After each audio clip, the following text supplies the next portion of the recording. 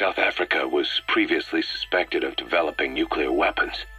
It already had a conspicuous presence at the UN because of apartheid and its armed expansionism. But when neighboring Angola and Mozambique became socialist countries in '74, South Africa felt hounded into a corner. So it accelerated its nuclear program to protect itself.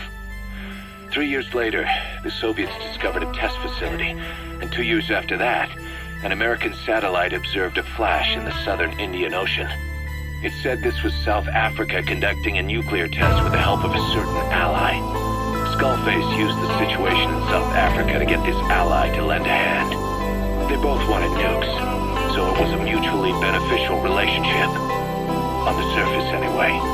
I figure South Africa started getting serious about nuclear weapons production in '75.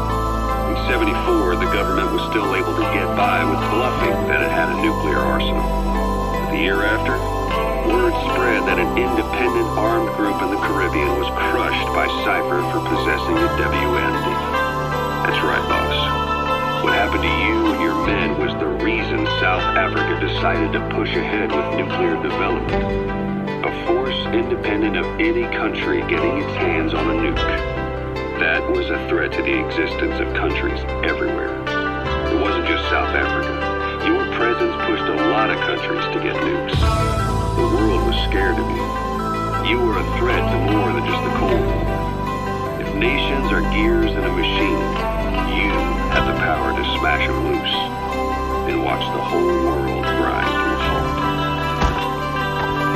Thanks to Code Talker, we managed to put a stop to any new vocal cord parasite infections. We couldn't save those already symptomatic, but everyone who survived has been released from the quarantine platform. Skullface will pay for this. Boss, Emmerich confessed. Skullface's endgame is to activate the bipedal walking tank Sahelanthropus and deploy it into live combat in Afghanistan. That's why he moved into the Soviet research facility they call OKB-0. If his plan comes to fruition, there'll be no stopping the ripple effect worldwide. Find a way to make contact with Skullface before that happens. Then learn what you can from him and put a stop to his plan. We'll have our fun with him later. This is it, boss. Diamond Dogs is strong enough now to face him head-to-head. It won't be like 9 years ago. Make your way to OKB-0. I just received word from the R&D team and the transport team out of Afghanistan. They finished installing Sahelanthropus on the base. It's ours now. All right. Don't let any of the staff touch that thing. Especially Emmerich. Of course. That guy's crush on Sahelanthropus is beyond a joke. Guess he really wants to see his tech stand on its own 2 legs this time. That's not gonna happen. I know it. So you've got no plans to make it operational again? Damn right. Boss, I want to hear it straight from you. Hear what? What the hell do you want with that thing? The drive is busted. It's not like it has a nuke on board. Even if the metallic archaea could turn it into a nuclear weapon, all it could do is self-destruct. Sahelanthropus just isn't a weapon anymore. It'll draw unwanted attention without even being a deterrent.